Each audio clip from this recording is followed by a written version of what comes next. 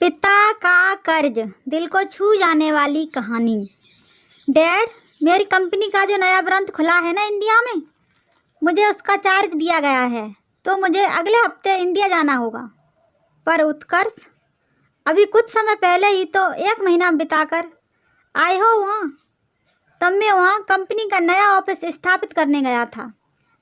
और अब कंपनी ने इंडिया ट्रांसफ़र कर दिया है।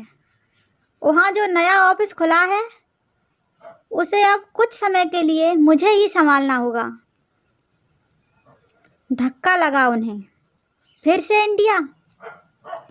कितनी मुश्किल से पीछा छुड़ाया था उस देश से उन्होंने। दीनानाथ पाटिल उर्फ डैनी ने। लगा जैसे किस्मत फिर से उन्हें उसी ओर खींच रही है। डर भी लगा, कहीं उत्कर्ष तूने मना क्यों नहीं किया। कहते मेरे पेरेंट्स सीनियर सिटीजन हैं, उनकी तबीयत भी सही नहीं रहती, मैं नहीं जा सकता। ये सब बातें नहीं सुनी जाती हैं मल्टीनेशनल कंपनियों में डैड।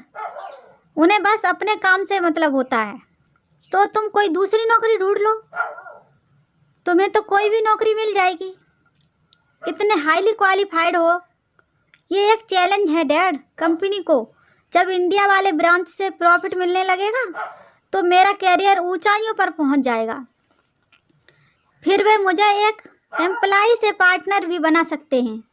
उत्कर्ष का जवाब सुन वे चुप हो गए। उत्कर्ष ने डैड को ये नहीं बताया कि उसने स्वयं अपने बॉस से अनुरोध किया था इस पोस्टिंग के लिए। कुछ ही सप्ताह पूर्व इंडिया के पुणे शहर गया था उत्कर्ष अपनी कंपनी की शाखा को स्थापित करने के लिए।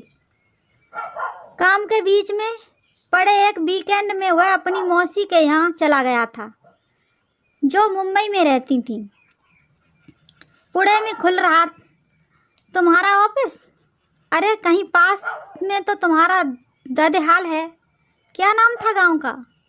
अंबोली। हाँ यही, याद है मुझे अच्छी तरह से। दीदी विदा होकर वहीं तो हो गई थी। ये सब जानकारी उत्कर्ष के लिए नई थी। अपने ददेहाल में वह किसी को नहीं जानता था। अचंभत ही रहता था कि डैड के तरफ का कोई भी नज़दीकी रिश्तेदार उनके संपर्क में क्यों नहीं है। मेरे दादाजी का नाम क्या था? पाटिल शंभुनाथ पाटिल। उससे ज़्यादा मैं नहीं जानती। अगले वीकेंड वह अंबोली पहुंच गया था, मन में उठ रहे हजारों प्रश्नों के उत्तर ढूंढने। वो कहाँ से आया है, उसकी फैमिली में कौन कौन है, क्या कोई अपना मिलेगा आदि। धड़कते दिल से जब वह गांव पहुंचा तो एक बुजुर्ग से उसने शंभुनाथ पाटिल का घर पूछा। पता तो उन्होंने बता दिया, पर थोड़ा आश्चर्य जाहिर किया। कौन हो बेटा? आज तक तो शंभू काका से मिलने शहर से कोई नहीं आया। जब उनके बेटे ने धोखे से उनकी सारी ज़मीन बेच दी, वह उनसे सारे संबंध तोड़ विदेश चला गया, तब से बेचारे दोनों अकेले ही रहते हैं। जी, मैं उनका दूर का रिश्तेदार हूँ। मन बहुत व्यथित हो उठा था। उनके दादा दादी जिन्ना हैं, इतने वर्षों से अकेले रह रहे हैं और उसे पता ही नहीं। घर की स्थिति बहुत अच्छी नहीं थी, परंतु जो वृद्ध श्रेय सामने बैठे थे, उन्हें देख उसकी आंखों से गंगा जमुना बह निकली। कृषकाय शरीर पर एक छटाक मांस नहीं, पर अपना सब कार्य स्वयं करते हुए। क्या यही उसके दादा दादी हैं? उनके पांव छूते हुए जब उसने अपना परिचय दिया तो उनको संभाल पाना उनके लिए असंभव हो गया। इस मुलाकात ने स्वयं उसे भी बहुत अस्थैर्य कर दिया था, परंतु इस वृद्ध दंपति की हालात को शब्दों में बयान करना उसके लिए नामुमकिन था, जिसका उन्होंने दशकों से सपना देखना भी छोड़ दिया था।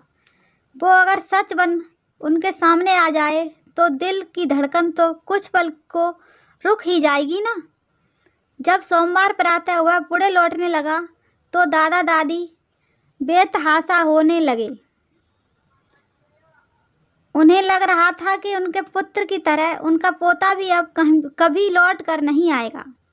बेटे का 30 वर्षों से इंतजार कर रहे बूढ़े माता पिता ने अपनी किस्मत से समझौता कर लिया था। पर अब दादी माँ, दादाजी, मैं आपसे अपनी कसम खाकर कह रहा हूँ, मैं आप लोगों को छोड़कर कभी नहीं जाऊँगा। फ्राइडे शाम को मैं वापस आ जाऊँगा। आप बिल्कुल निश्चिंत रहें। नौकरी तो करनी है ना। शायद ये सप्ताह उस दंपत्ति के जीवन का सबसे लंबा इंतजार रहा होगा। पर जब शुक्रवार को उत्कर्ष वापस लौटा तो मानो उनकी जान में जान आ गई। दादी का मुस्कुराता चेहरा तो सचमुच में सुंदर लग रहा था। खून के रिश्ते में कोई बात तो होती है, वह हमारे हृदय के तारों को झंकृत करने से कभी नहीं चूकती।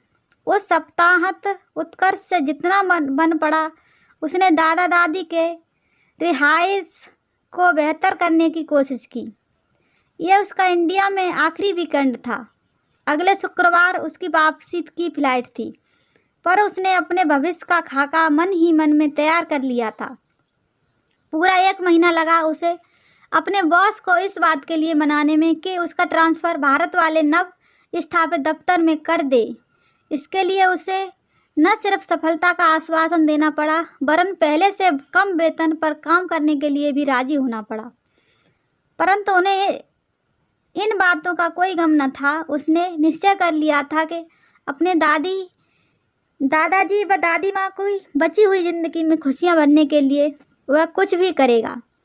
जिस पितृ ऋण को अमेरिकन नागरिक बन चुके उसके माता पिता चुकाने से चूक गए थे, उससे उन्हें उरुड़ करने का कर्तव्य उनके बेटे का ही तो होगा ना।